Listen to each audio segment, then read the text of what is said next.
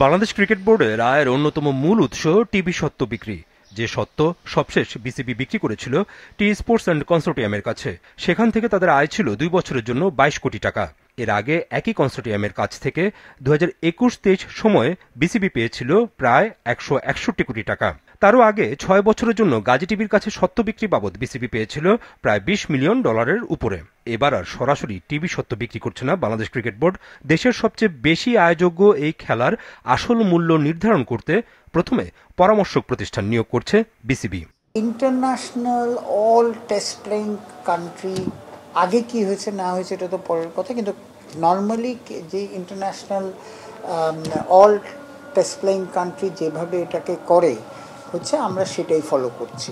What they do, they appoint a consultant যে ভ্যালুয়েশনটা করে দেয় যে আমাদের প্রপার্টি, এটা তো একটা প্রপার্টি, এই প্রপার্টিটার দাম কত, তারপরে আমরা ওইটাকে নিয়ে বেস্ট প্রাইস, এটা স্বচ্ছতা আনার জন্যে আমরা রিসেন্টলি একটা টেন্ডার দিয়েছি যে আপনার এই যেসব বড় বড় কোম্পানি আছে, তারপরে যদি যারা এক্সপিরিয়েন্স তাদের কাছে আমরা একদম একটা ওপেন টেন্ডারে চাওয়া হয়েছে।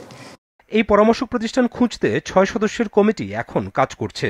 বোর্ড সভাপতি ফারুক আহমেদ আছেন চেয়ারম্যান হিসেবে। এছাড়া কমিটিতে সদস্য হিসেবে আছেন বোর্ড পরিচালক মাহবুবুল আনাম, ইফতেখার রহমান, নাজমুল আবেদিন ফাহিম, ফাহিম সিনহা এবং বিসিবি সভাপতির ফাইন্যান্স উপদেষ্টা সাব্বির আহমেদ। এখন কনসালটেন্ট অন বোর্ড হলে সে সব কিছু নিয়ে তারপর একটা অ্যাসেস করে একটা আমাদের ভ্যালুয়েশন করে দিবে বেস্ট প্রাইস যেটা, তারপর আমরা ওইটার তারপরে ইন্টারন্যাশনাল লোকাল যারাই কিনবে কোম্পানিজ, তখন আমরা টেন্ডার। সো কিন্তু আমাদের এই কারেন্ট বোর্ডের মানে আমাদের স্টান্সটা হচ্ছে আমরা একেবারে স্বচ্ছ করতে চাই। সুতরাং ভ্যালুয়েশনটা আমরা ক্রিকেট বোর্ড করতে চাই না, আমাদের ওই এক্সপার্টিসটা তো নেই। So we are banging on the international companies who can do the valuation. বেশ কয়েক বছর আগে বিসিবির টিভি রাইটস ছিল নিম্বাস নামে ভারতীয় প্রতিষ্ঠানের কাছে। তাদের কাছ থেকে পাওনা তুলতে আন্তর্জাতিক আদালতে পর্যন্ত যেতে হয়েছিল বোর্ডকে। এরপর বিদেশি কোনো প্রতিষ্ঠানকে টিভি স্বত্ব দেয়া থেকে বিরত ছিল বিসিবি।